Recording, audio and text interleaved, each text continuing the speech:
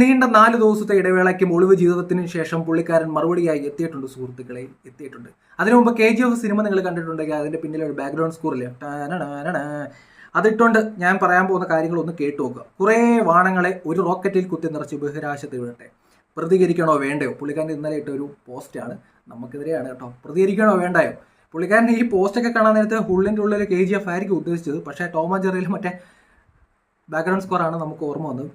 പുച്ഛം അല്ലെന്നുണ്ടെങ്കിൽ ക്യൂട്ട്നെസ്, ഇടയ്ക്ക് മൂക്കൊക്കെ പുള്ളിക്കാരൻ്റെ ചുമക്കുന്ന കാണാം ദേഷ്യം വന്നിട്ട്. എന്തായാലും രസമുണ്ട് കണ്ടുകൊണ്ടിരിക്കാൻ. പക്ഷേ ഇതൊന്നും അല്ലല്ലോ സുഹൃത്തെ നമ്മുടെ കാര്യം.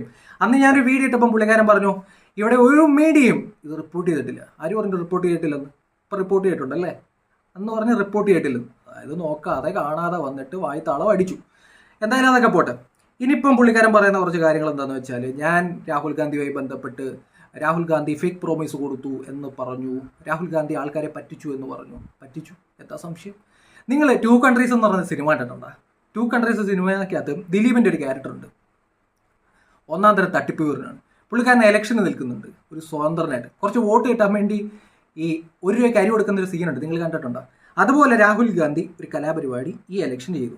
അങ്ങനെയാണ് പുള്ളിക്കാരന് അത്യാവശ്യം സീറ്റ് ഉത്തർപ്രദേശ് പോലുള്ള സംസ്ഥാനങ്ങളിൽ കിട്ടുന്നത്.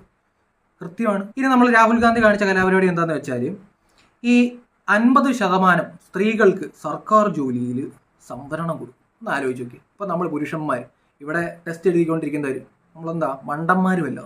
സ്ത്രീകളെ കറക്കി വോട്ട് കുത്തിക്കാൻ വേണ്ടിയുള്ള കലാപരിപാടി അന്ന് തുടങ്ങിയാണ് പുള്ളിക്കാരൻ. പിന്നെ 1 ലക്ഷം രൂപ സ്ത്രീകൾക്ക് കൊടുക്കും. പാവം പിടിച്ച സ്ത്രീകൾക്കൊക്കെ 1 ലക്ഷം രൂപ കൊടുക്കും. മാസം 8500 രൂപ വെച്ചാണ് കൊടുക്കാൻ ഉദ്ദേശിക്കുന്നത്. ആലോചിച്ച് നോക്കിയേ, 8500 വെച്ച് ഇന്ത്യ മഹാരാജ്യത്ത് ഉള്ള സ്ത്രീകൾക്കൊക്കെ നമ്മൾ കൊടുക്കാൻ ഉദ്ദേശിക്കുകയാണ്. എന്ത്? ഞങ്ങൾ അധികാരത്തിൽ വന്നു കഴിഞ്ഞു. അത്യാവശ്യം നമ്മുടെ രാജ്യത്തെ പറ്റി, നമ്മുടെ സാമ്പത്തിക അവസ്ഥയെപ്പറ്റി, നമ്മുടെ രാജ്യം വളരണം എന്ന് ആഗ്രഹിക്കുന്ന ഒരാൾ ചിന്തിക്കുമ്പോൾ കോമഡി ആയിട്ടേ ഫീൽ ചെയ്യത്തുള്ളൂ. കാരണം ഈ ഒപ്പിന് കുപ്പി എന്നൊക്കെ പറയുന്ന പോലെ, വോട്ടിന് കുപ്പി എന്നൊക്കെ പറയുന്ന പോലെ, വോട്ടിന് സ്ത്രീകളെ പറ്റിക്കാൻ വേണ്ടി 1 ലക്ഷവും സർക്കാർ ജോലി 50% സംവരണവും പറയുന്ന ആ കലാപരിപാടി ഉണ്ടല്ലോ. നമ്മൾ 2 കൺട്രീസ് സിനിമയ്ക്കകത്ത് 1 രൂപയ്ക്ക് 1 കിലോ അരി കൊടുക്കുന്ന വോട്ടിന് വേണ്ടിയുള്ള കലാപരിപാടി അത് തന്നെയാണ്.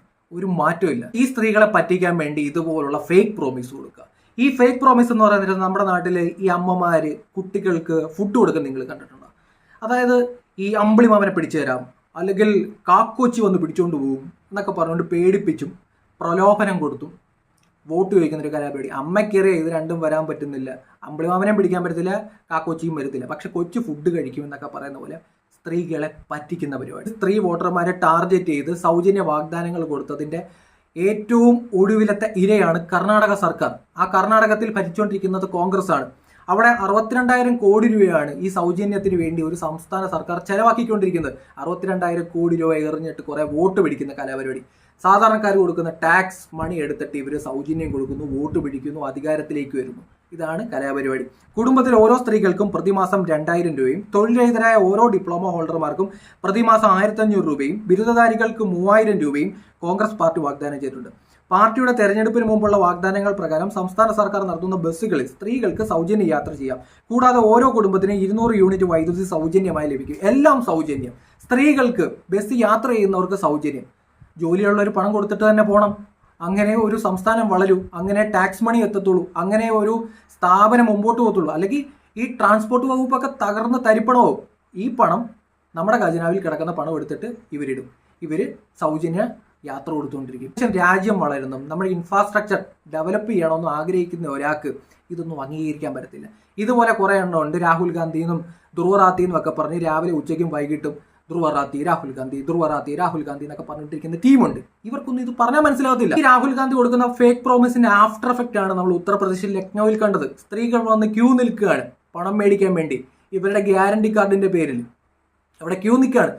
പറഞ്ഞു പറ്റിച്ച് ഫേക്ക് പ്രോമിസ് കൊടുത്ത് സ്ത്രീകളെ പറ്റിച്ച്, സ്ത്രീകളെ ടാർഗറ്റ് ചെയ്ത് 50% സംവരണം കൊടുക്കാമെന്ന് പറഞ്ഞിട്ട് വർഷം 1 ലക്ഷം രൂപ, 1ഉം 2ഉം അല്ല 1 ലക്ഷം രൂപ കൊടുക്കാന്നൊക്കെ പറഞ്ഞിട്ട് വോട്ട് നേടി പ്രതിപക്ഷത്ത് പോയിരിക്കുന്നത്. ഇവർ പോലും വിചാരിച്ചിട്ടില്ല അധികാരത്തിൽ വരുന്നത്. അതുകൊണ്ട് തന്നെയാണ് ഇതുപോലെ ഫേക്ക് പ്രോമിസ് കൊടുത്തത്.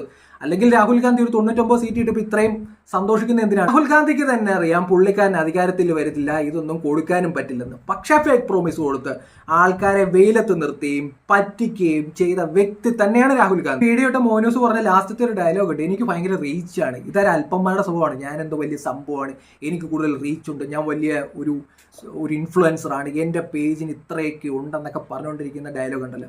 നമ്മുടെ നാട്ടിലെ ചില സ്ത്രീകളുടെ പേജുണ്ട്, അവർ ചില മാക്സൊക്കെ ഇട്ടുണ്ട്, ഇവിടുന്ന് അവിടം വരെ ഓടുന്ന വീഡിയോ ഒക്കെ നിങ്ങളും കണ്ടിട്ടുണ്ടായിരിക്കും. അവർക്ക് 8 ലക്ഷമൊക്കെ ഉണ്ട് സബ്സ്ക്രൈബേഴ്സ് എന്ന് പറയുമ്പോൾ. അത്രയൊക്കെ ഒന്നും ഇല്ലല്ലോ മോനെ. അപ്പം ഈ സബ്സ്ക്രൈബേഴ്സ് വെച്ച് വലിയ ആളാണെന്നൊന്നും വിചാരിച്ച് കളയരുത്. അപ്പം ശരി, എന്തായാലും ക്യൂട്ടാസൊക്കെ വെച്ച് കൂടുതൽ ഇട്ടിട്ട് അടുത്ത വീഡിയോ